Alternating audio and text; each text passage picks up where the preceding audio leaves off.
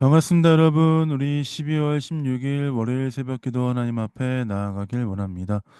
말라기 1장 1절부터 14절까지 말씀을 가지고 사랑하시는 하나님, 멸시하는 백성이라는 제목으로 말씀 나누겠습니다. 우리는 12월을 마무리하면서 구약 성경의 마지막인 말라기를 함께 묵상하게 됩니다. 사실 평소에 접할 기회가 많지 않은 말씀이지만 함께 묵상할 때 우리에게 주시는 하나님의 은혜와 사랑을 경험할 수 있을 것이다 라고 믿습니다. 말라기 말씀은 이미 이스라엘이 이방 민족의 통치를 당하고 있을 때 하나님이 이스라엘 백성에게 주신 말씀입니다. 비록 그들이 이방 민족에 의해 멸망을 당하였지만 그들을 향한 하나님의 사랑은 멈추지 않았습니다. 1절부터 3절까지 말씀을 제가 읽어보겠습니다. 여호와께서 말라기를 통하여 이스라엘에게 말씀하신 경고라. 여호와께서 이르시되 내가 너희를 사랑하였노라. 하나 너희는 이르기를 주께서 어떻게 우리를 사랑하셨나이까 하는도다. 나 여호와가 말하노라. 에서는 야곱의 형이 아니냐. 그러나 내가 야곱을 사랑하였고 에서는 미워하였으며 그의 산들을 황폐하게 하였고 그의 산업을 광야의 이레들에게 넘겼느니라. 하나님의 사랑은 그치지 않았다. 하나님이 선택한 백성을 돌보실 뿐만 아니라 여전히 사랑하시다 하는 그 말씀을 함축하고 있지요. 이전부터 또한 지금도 변함이 없는 하나님의 사랑으로 이스라엘 백성을 붙들고 있다라고 하나님은 말씀하십니다. 그러나 우리는 이 말씀을 보고 또 이스라엘 백성들의 상황을 보면 하나님을 종종 오해할 때가 있습니다. 지금 눈앞에 펼쳐진 상황이 당장 나에게 유리한 상황인 것처럼 보이지 않아서 하나님의 뜻을 절대 알 수 없고 하나님이 왜 나에게 이렇게까지 행하시는가 하는 것에 대해서 의심하기 때문이죠. 왜 하나님이 나를 붙드신다고 말씀하시는데 나는 행복하지 않은가? 나는 이렇게 환난을 당하는가? 항상 의문이 있습니다. 의심이 있습니다. 근데 우리는 왜 의심합니까? 하나님의 신실하심을 믿지 않기 때문입니다.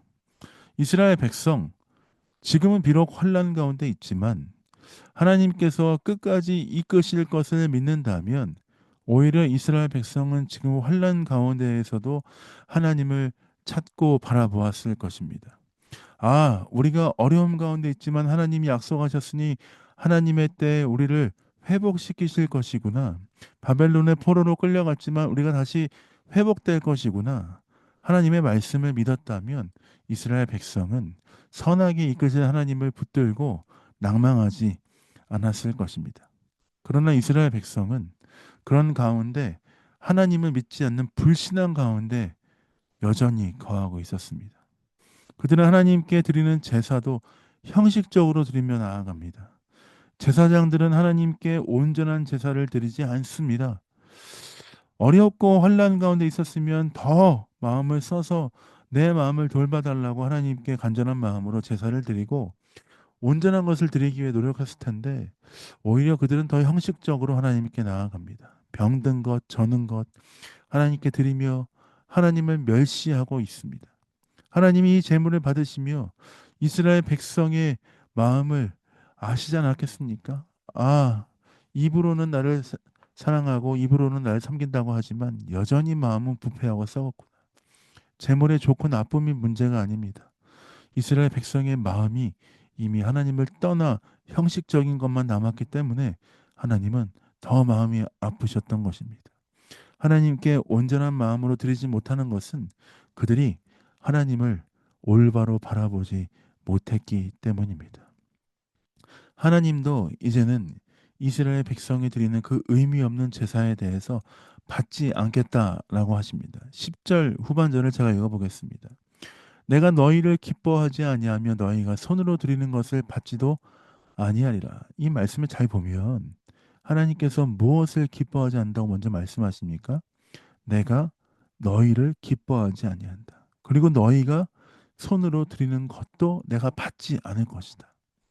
하나님은 이스라엘 백성들이 자신을 멸시한 것에 대해서 대가를 치르게 될 것이다라고 말씀하십니다. 그것은 이스라엘 백성을 향한 경고의 말씀이며 또한 하나님의 이스라엘 백성을 사랑하심에 대해서 보여주시는 말씀이라고 볼 수 있습니다. 만약 하나님께서 이스라엘 백성에 대한 관심이 전혀 없으시다면 이스라엘 백성에게 이게 질질 물고 늘어지며 이렇게까지 하실 이유가 없습니다.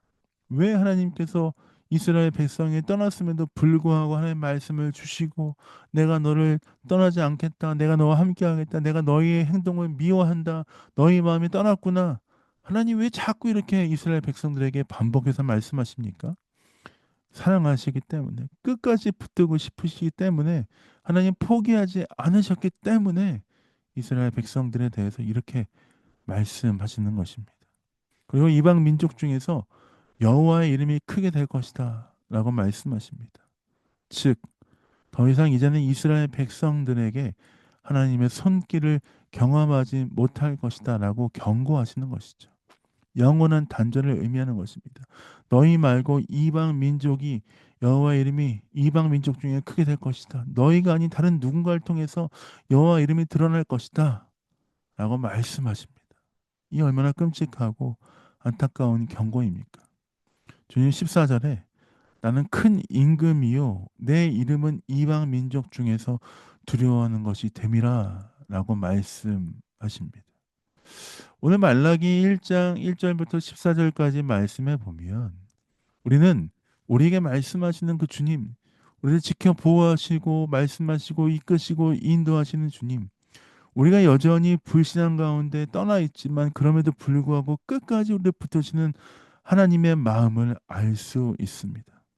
그 주님을 바라보며 우리는 승리하는 사람이 되어야 합니다. 죄 뜻을 붙잡기 위해서 다시 한번 우리의 마음과 우리의 삶을 돌이켜야 합니다. 혹시 우리가 우리의 삶이 하나님 앞에 거룩함을 잃어버린 그 모습 그대로 살고 있지 않은가? 다시 회복하고 다시 주 앞에 나아가기 위해서 돌아가기 위해서 우리는 몸부림쳐야 한다는 것입니다. 주의 말씀 앞에 다시 돌이켜 주께 나아가도록 하나님 나를 돌봐 주십시오. 나를 새롭게 해 주십시오. 주께 간구해야 한다는 것입니다. 말라기에 나온 이스라엘 백성들의 악함처럼 행하지 않기를 예수님의 이름으로 축복드립니다. 지금이라도 주께 돌이켜 우리의 마음을 다시 한번 주께 드려 온전히 주님 바라보며 승리하시는 여러분 되시길 예수님의 이름으로 축복드립니다. 자, 기도하고 새벽 기도 마무리하도록 하겠습니다. 기도하겠습니다. 하나님 그렇습니다. 주의 마음이 얼마나 크고 놀랍고 아름다운지요. 여전히 범죄하고 하나님을 떠난 자들이지만 택하시고 부르시고 끝까지 포기하지 않으시는 하나님 아버지의 마음을 느낄 수 있도록 인도하시니 감사합니다. 그 마음, 그 마음, 그 하나님의 마음을 붙잡고 항상 승리하는 우리 인생 될 수 있도록 아버지 인도하시고 함께하여 주옵소서.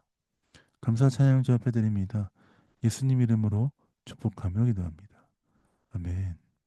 사랑합니다. 축복합니다. 주와 함께 승리하시는 여러분 되시고요. 오늘도 행복한 하루 되시길 원합니다. 사랑합니다. 축복합니다.